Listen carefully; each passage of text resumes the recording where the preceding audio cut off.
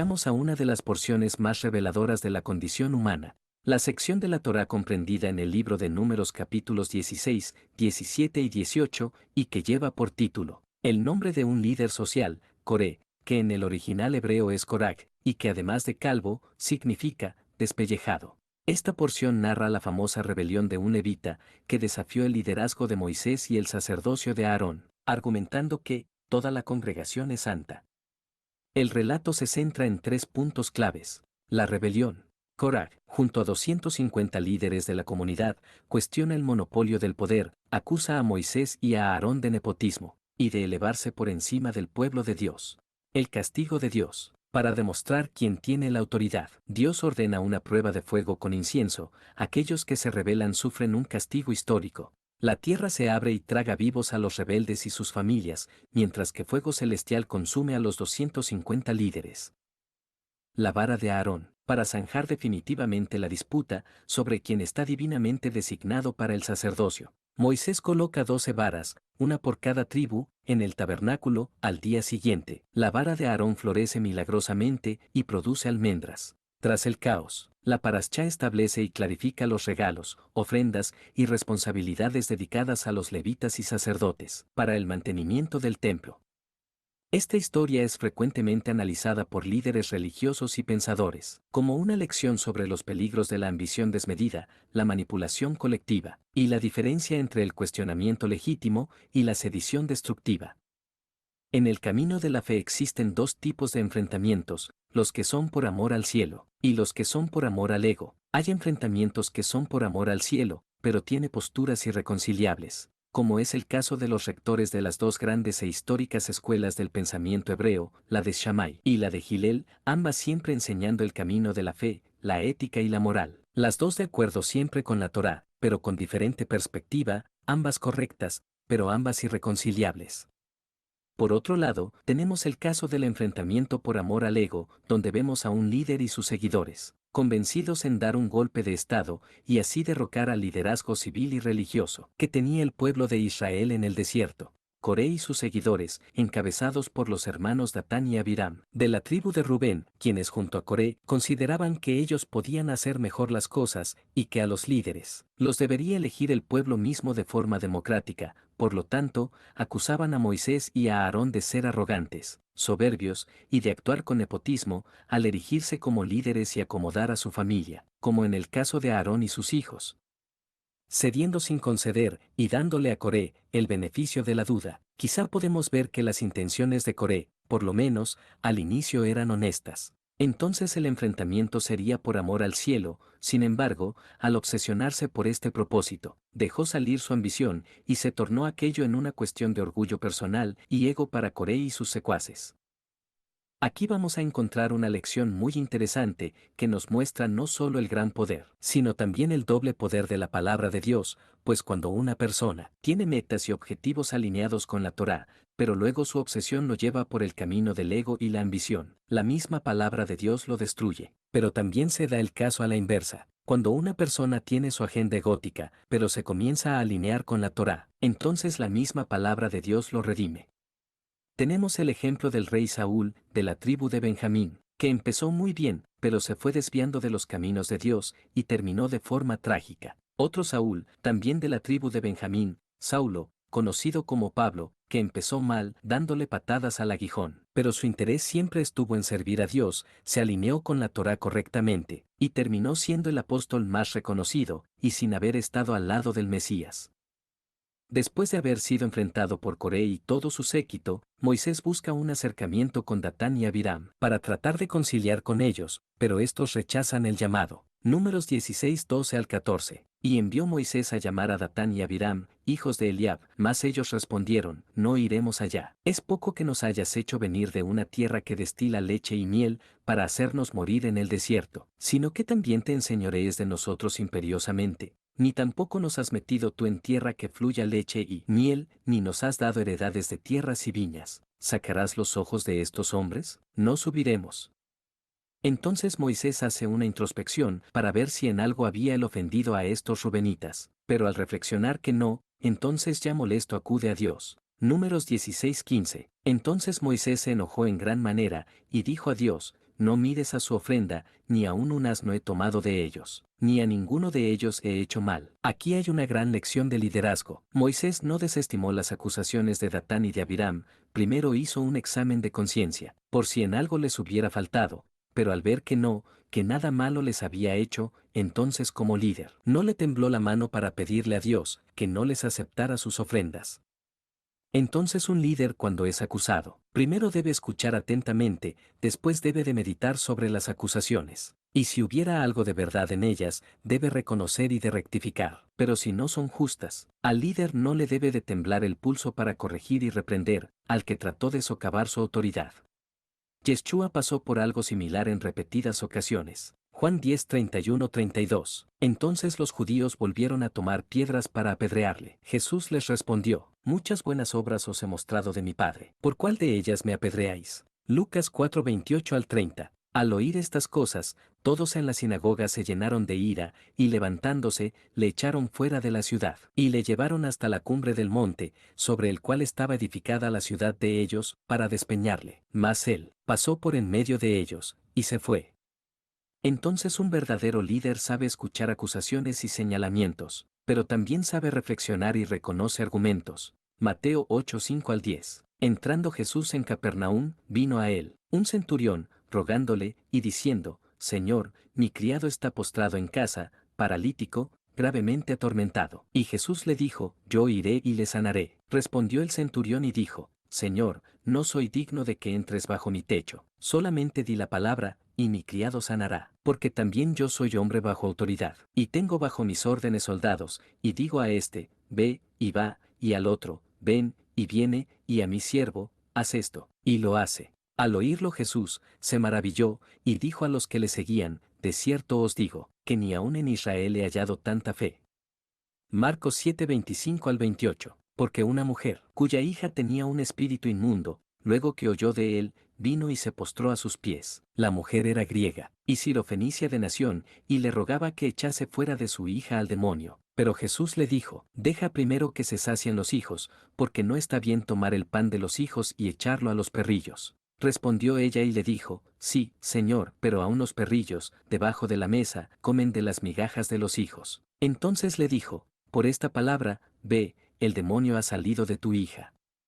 En el caso de Coré, Moisés también lo escuchó y oró a Dios, pero no se resolvió nada en ese instante. Dios dio un día más, para que los liderazgos meditaran y reflexionaran. Por lo tanto, vemos que la virtud fundamental de un líder es saber escuchar, valorar y reflexionar sobre los argumentos, para que así pueda tomar decisiones firmes.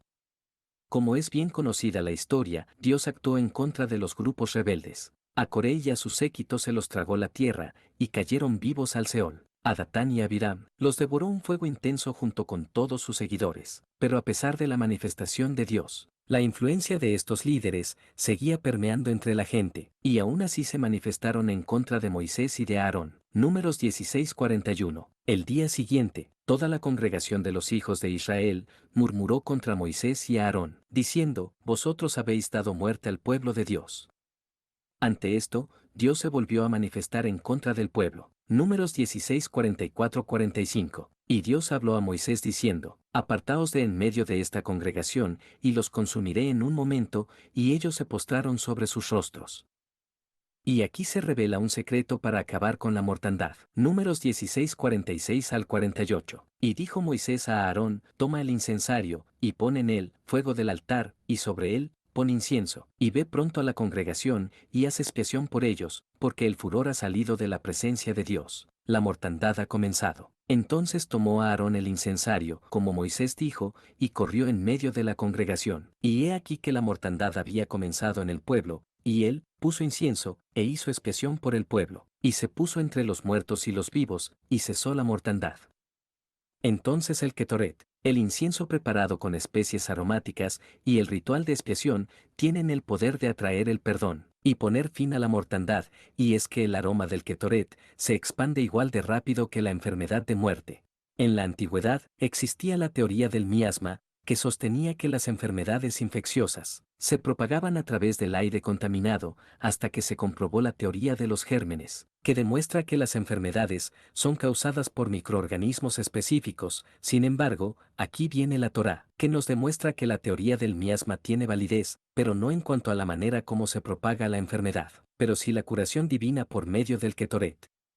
Coré envenenó al pueblo con sus argumentos, creando un ambiente contaminado de cizaña y negatividad, que luego se materializaría en una plaga mortal, y fue la propagación de la fragancia del incienso, la que cambió el ambiente por uno más agradable, y junto con el ritual de expiación, se formó el antídoto para acabar con la mortalidad. Esto demuestra algo muy importante. La oración es muy importante porque establece la conexión específica con Dios, pero es fundamental realizar un trabajo espiritual para que las cosas se arreglen. Sin ese trabajo espiritual, la mortandad hubiera seguido cobrando vidas. Interpretando este trabajo espiritual que Moisés le indica a Aarón, podemos ver la influencia de la Torá en nuestra vida, representada por el Ketoret o incienso, que debe de crear una atmósfera de santidad, capaz de cesar cualquier mortandad, y la reconciliación con Dios, representada por el ritual de expiación, es fundamental para poder seguir adelante. Hechos 19, 11, 12. Y hacía Dios milagros extraordinarios por mano de Pablo, de tal manera que aún se llevaban a los enfermos los paños o delantales de su cuerpo, y las enfermedades se iban de ellos, y los espíritus malos salían. Hechos 5, 14 al 16. Y los que creían en el Señor aumentaban más, gran número así de hombres como de mujeres, tanto que sacaban los enfermos a las calles, y los ponían en camas y lechos, para que al pasar Pedro, a lo menos su sombra cayese sobre alguno de ellos. Y aun de las ciudades vecinas muchos venían a Jerusalén, trayendo enfermos y atormentados de espíritus inmundos, y todos eran sanados. Cuando en esta paraschá, vemos como toda la congregación de los hijos de Israel se manifiestan en contra de Moisés y de Aarón, y los acusan de haber matado al pueblo de Dios, podemos comprender que el planteamiento de Coré había convencido a muchísima gente, lo cual nos demuestra que Coré era una persona sumamente reconocida y valorada por el pueblo, y que además tenía argumentos convincentes. Números 16:3. Y se juntaron contra Moisés y Aarón y les dijeron, basta ya de vosotros, porque toda la congregación, todos ellos son santos, y en medio de ellos está Dios. ¿Por qué pues os levantáis vosotros sobre la congregación de Dios? Aquí vemos a Coré enarbolando la bandera de la santidad y de la fe, al citar que Dios está en medio del pueblo. Los argumentos de Coré no solo se ven válidos y sólidos, sino que además demuestran que Coré era visto como un hombre observante. Pero justo aquí es donde está el problema, porque realmente, ¿qué motivaba a Coré a observar las leyes de la Torá? Por muy observante que pueda ser una persona cuando hace lucir su observancia ante las masas, porque detrás tiene algo que en hebreo se llama cabana, intención, y son las mismas palabras de Coré, las que lo ponen en evidencia, pues si su argumento es que todos son santos, y Dios está en medio de todos, entonces, él, ¿para qué quiere el ser líder? Nadie lo necesitaría. La Biblia dice lo siguiente, Primera de Samuel 16:7, y Dios respondió a Samuel, no mires a su parecer, ni a lo grande de su estatura, porque yo lo desecho, porque Dios no mira lo que mira el hombre, pues el hombre mira lo que está delante de sus ojos, pero Dios mira el corazón. Dos personas pueden observar el mismo mandamiento, pero tener diferente intención, por eso, es que el pueblo requiere de un liderazgo civil que guarde Torá, con los pensamientos y los sentimientos adecuados. De esta manera podrá guiar al pueblo en luz, mientras que el liderazgo espiritual está para reencauzar en cada uno las intenciones inadecuadas con las que guarda Torá. No solo se trata de la acción de realizar un mandamiento y ya, sino que lo que cuenta es la intención con la que se realiza ese mandamiento, porque es en la intención donde se encuentra la forma de iluminar al mundo, y a eso hemos sido llamados a ser luz para las naciones, a través de la observancia de los mandamientos de la Torá, pero con intención, porque Dios conoce las intenciones del corazón. Gálatas 6:7. No os engañéis, Dios no puede ser burlado, pues todo lo que el hombre sembrare, eso también segará.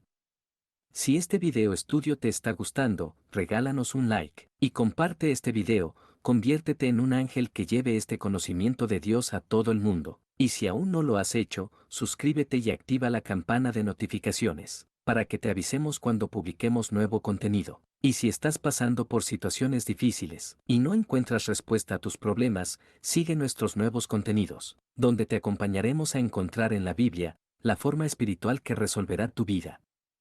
La historia de Coré no es solamente el relato de una rebelión ocurrida hace miles de años. Es un espejo que sigue reflejando las luchas más profundas del ser humano, porque Coré no nació siendo un enemigo, nació siendo parte del pueblo. Caminó por el mismo desierto, vio los mismos milagros, escuchó las mismas promesas, y contempló la misma gloria divina. Sin embargo, permitió que una semilla peligrosa creciera dentro de su corazón, la ambición sin propósito, el orgullo sin límites y el deseo de ocupar un lugar que no le había sido asignado.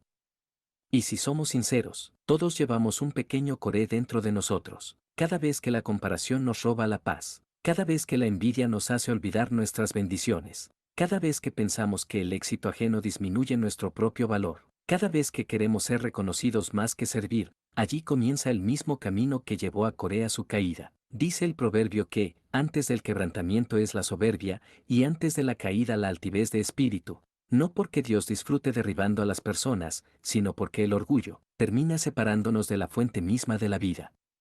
Pero la verdadera grandeza de esta porción no está en el juicio de Coraj, está en la misericordia que sigue apareciendo después del juicio. Cuando todo parecía perdido, Dios no abandonó a su pueblo. Cuando el caos amenazaba con destruir la nación, levantó nuevamente a Aarón para interceder entre los vivos y los muertos. Cuando la confusión llenó los corazones, hizo florecer una vara seca para demostrar que aquello que él elige puede volver a la vida. Números 17:8. Y aconteció que el día siguiente vino Moisés al tabernáculo del testimonio, y he aquí que la vara de Aarón de la casa de Leví había reverdecido, y echado flores, y arrojado renuevos, y producido almendras. Y ese mensaje sigue siendo poderoso hoy, porque tal vez tu vida atraviesa un desierto, tal vez has cometido errores, tal vez algunas decisiones nacieron del orgullo, la impaciencia o el temor, tal vez hay áreas secas que parecen incapaces de volver a florecer. Pero el Dios que hizo florecer la vara de Aarón, sigue transformando lo seco en vida, la derrota en aprendizaje y las heridas en testimonios. La Biblia está llena de hombres y mujeres imperfectos que cayeron, pero que encontraron restauración, cuando volvieron su corazón hacia Dios. David cayó y fue levantado. Pedro negó y fue restaurado. El hijo pródigo se perdió y fue recibido con los brazos abiertos. Porque el propósito de Dios nunca depende de la perfección humana, depende de un corazón dispuesto a volver. La enseñanza final de Coré no es una invitación al miedo, sino a la humildad, no es un llamado a competir, sino a servir. No es una advertencia para vivir paralizados, sino una oportunidad para recordar que cada persona tiene un llamado único, un lugar especial y una misión irrepetible. No todos están llamados a ser Moisés, no todos están llamados a ser Aarón, pero todos estamos llamados a ser fieles. Y cuando aprendemos a caminar en el propósito que Dios diseñó para nosotros, descubrimos algo extraordinario, la paz que produce dejar de compararnos y comenzar a confiar. El desierto no es eterno, la prueba no es el final, la última palabra nunca la tiene la rebelión, la caída ni el fracaso, la última palabra siempre la tiene la gracia. Porque después de cada noche oscura, Dios sigue encendiendo una nueva mañana para quienes deciden confiar en Él. No permitas que la voz de la comparación te robe el destino que Dios preparó para ti, florece donde Él te plantó, y descubrirás que su propósito para tu vida es mucho más grande de lo que alguna vez imaginaste. Jeremías 29:11. Porque yo sé los planes que tengo para vosotros, dice el Señor. Planes de bienestar y no de calamidad, para daros un futuro y una esperanza. Así te lo dice Dios en su palabra. Y en su palabra está su presencia. Shabbat Shalom.